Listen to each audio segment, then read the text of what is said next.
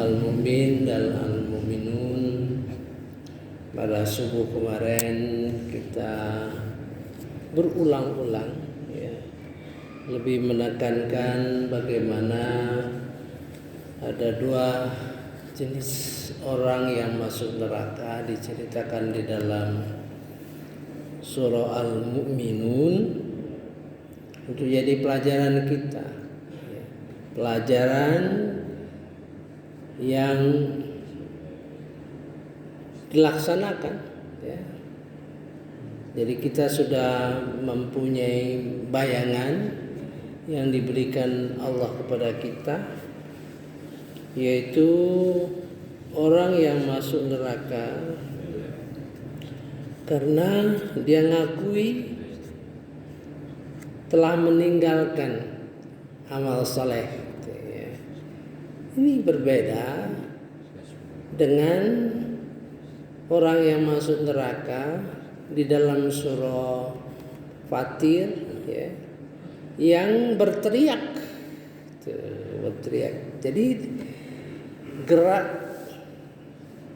kata-kata, reaksi dari manusia yang masuk neraka itu bisa mencerminkan apa-apa yang dilakukan di dunia ini.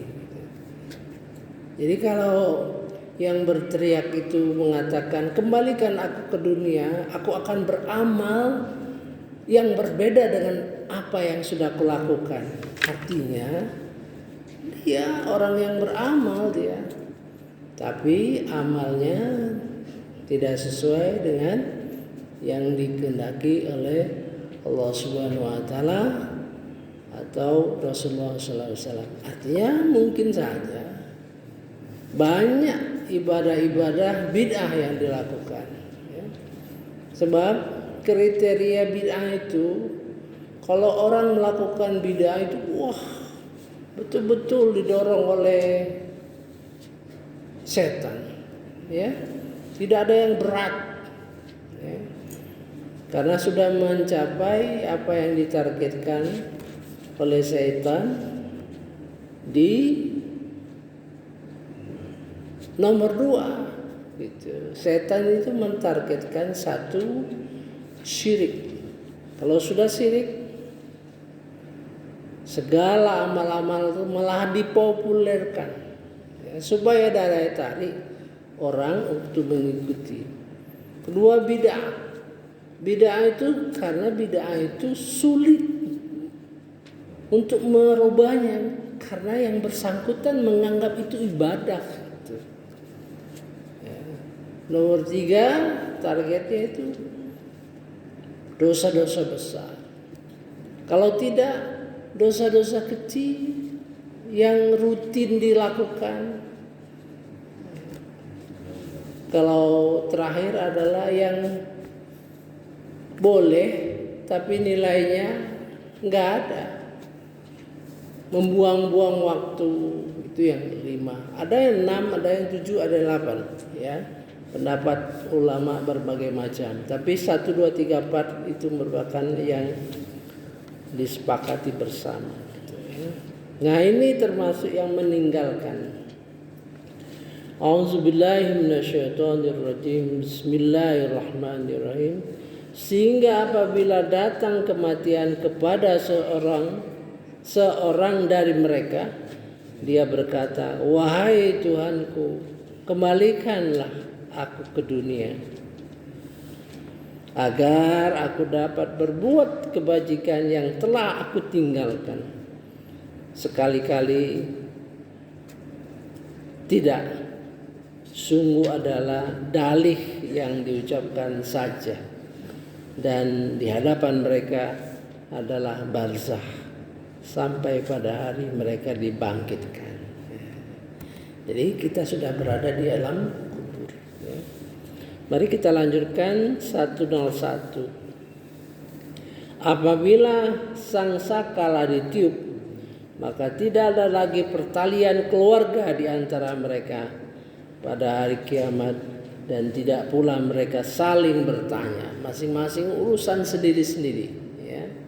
Suami meninggalkan istri, istri meninggalkan suami, anak meninggalkan bapak, bapak meninggalkan anak, sendiri-sendiri ya.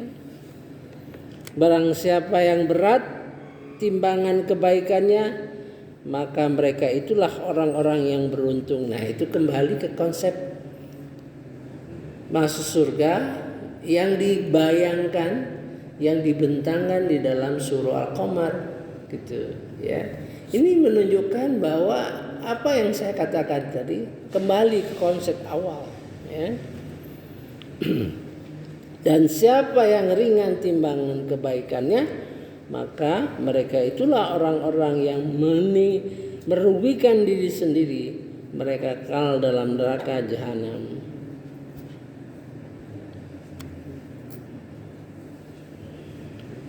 Wajah mereka dibakar api neraka, dan mereka di neraka dalam keadaan muram dan bibir yang cacat. Nauzubillahi min dzalik ya. Mudah-mudahan ini jadi pelajaran kita. Kita menyiapkan diri untuk telaten, teliti ya, terhadap amal-amal yang kita lakukan. Kemudian amal-amal yang kita lakukan, lakukanlah dengan istiqomah, intensif ya. A'udzubillahi minasyaitonirrajim. Bismillahirrahmanirrahim. Fa idza nufikha fis-sur, apabila sangkakala itu ditiup, fala ansaba bainahum yauma idzin wala yatasaalun, maka tidak ada lagi pertalian nasab ya. Pertalian ayah, ibu dan sebagainya, bainahum di antara mereka, yauma idzi, pada hari kiamat, wala yatasaalun, dan mereka tidak saling bertanya, diam, semua diam ya. Saya kira masing-masing punya pikiran sendiri ya, masing-masing sibuk dengan urusan sendiri. Berbeda kalau di dunia. Kalau di dunia kita didorong untuk bekerja sama, didorong untuk melakukan amal ma'ruf nahi munkar, didorong untuk melakukan kegiatan kekhalifaan, dalam pengertian kita semua dijadikan khalifah oleh Allah Subhanahu wa taala di dalam memimpin diri kita agar diri kita bermanfaat bagi orang banyak ya. Jadi kalau kita bicara takwa berbeda dengan bicara khalifah. Bicara ulul albab berbeda dengan pembicaraan ibadur rahman. Jadi masing-masing punya stres sendiri-sendiri ya, punya penekanan sendiri-sendiri. Wa man khaffat mawazinuhu fa ulaika allazi khasiru. Wa man saqulat mawazinu, maka siapa yang berat timbangannya, amal-amalnya, faulaika humul muflihun. Itu kembali ke surah Al-Baqarah ayat 5 ya. Kata-kata itu akan berulang terus dalam bentuk lain-lain. Faulaika humul muflihun, mereka itulah yang beruntung. Setelah ulaika ala hudam mir rabbihim, mereka itu mendapat petunjuk dari Allah Subhanahu wa taala. Petunjuk berjalan terus tuh. Itu proses. 1, 2, 3, 4, 5, banyak sekali petunjuk Al-Qur'an itu kepada kita. Mudah-mudahan kita bisa tahu ya, bisa terlihat gerak-gerak di dalam petunjuk itu dan segera kita lakukan ya. Wa man khaffat mawazinu, barang siapa yang ringan timbangannya, faulaika alladzina khasiru anfusahum, mereka lah yang rugi, fi jahannam khalidun talfahu wujuhahumun nar, membakar wajah mereka ini hitam, wa hum fiha kalihun, dan mereka itu di dalamnya orang-orang yang bermuka hitam. Nah, sekarang yang masuk neraka lainnya, ya. Kedua ini, bukankah ayat-ayatku telah dibacakan kepadamu, tetapi kamu selalu mendustakannya? Ini berat ini. Allah langsung itu bahasanya itu. Alam takut ayati. Biasanya ayatina, jadi ayati ku, ya. Berhadapan dengan Allah Subhanahu wa taala. Mudah-mudahan terjauh dari kita berhadapan dengan Allah Subhanahu wa taala dalam keadaan seperti ini. Alam takun ayati tutsla alaikum fakuntum biha tukadzibun. Bukankah ayat-ayatku telah dibacakan kepadamu, tetapi kamu selalu mendustakannya. Qalu rabbana ghalabat alaina shiqwatuna wa kunna qauman dallin. Mereka berkata, wahai Tuhan kami telah dikuasai oleh kejahatan kami. Qalabat alaina shiqwatuna, dan kami adalah orang-orang yang sesat. Ini dikuasai oleh kejahatan. Artinya karena kita mendustakan Al-Quran, maka setan akan, bayangin saja ya, kalau Al-Quran itu tidak kita pahami. Allah mengatakan gelap, jadi tidak kita pahami, Al-Quran itu tidak kita pahami, maka Allah akan membiarkan sahabat-sahabat kita itu setan. Apalagi orang yang mendustakan.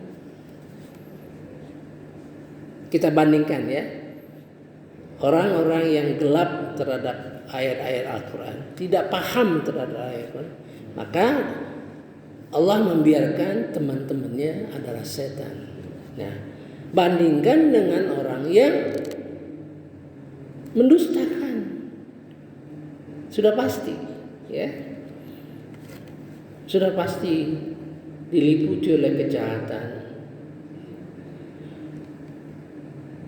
Wahai Tuhan kami, keluarkanlah kami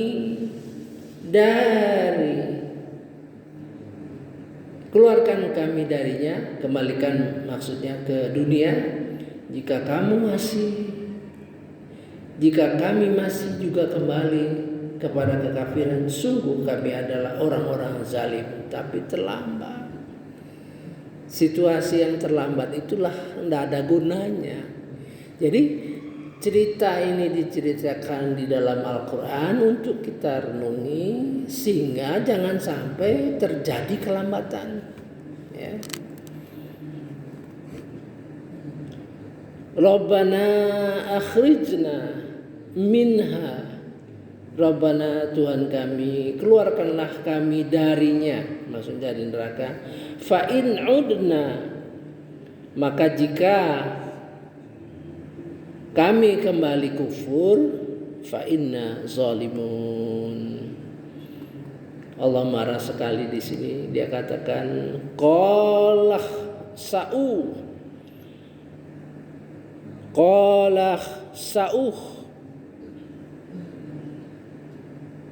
tinggalkanlah kalian dengan hina.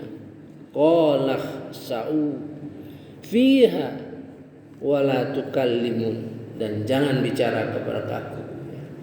Jadi Tuhan sangat marah ya terhadap orang-orang yang mendustakan ayat-ayatnya. Mudah-mudahan kita selalu terbuka untuk hati kita.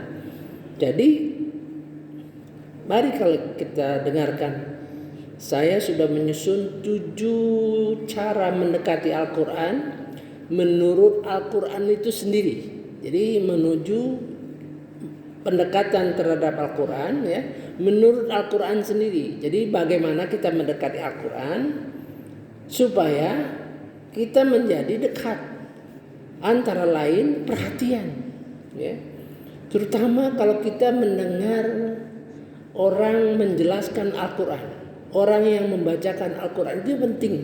Karena itu perintah. Apabila kamu didengarkan bacaan Al-Quran, dengarlah, ya, perhatikan dengan sungguh-sungguh. Semoga kamu mendapat rahmat. Mendapat rahmat artinya diterbitkan di dalam hati kita itu kesenangan, ya, senang kita dengar, mudah paham, mudah mengerti, mudah memahami untuk dilaksanakan, dimasukkan di dalam hati, mudah diingat, sehingga kebiasaan itu menjadikan kita dekat dengan Al-Quran. Kedua, kalau mendapat rahmat itu bermacam-macam. Mungkin rezeki kita dilancarkan, badan kita disehatkan, sehingga kita punya waktu untuk belajar. Ya. Kalau misalnya rezeki kita seret, tentu murat-marit pikiran kita kan. Atau kita tidak sehat, tentu tidak punya kesempatan untuk mendengarkan, untuk belajar Al-Quranul Karim. Subhanakallahumma wa bihamdika asyhadu an la ilaha illa anta astaghfiruka wa atubu ilaik. Assalamualaikum warahmatullahi wabarakatuh. Wallahu alam.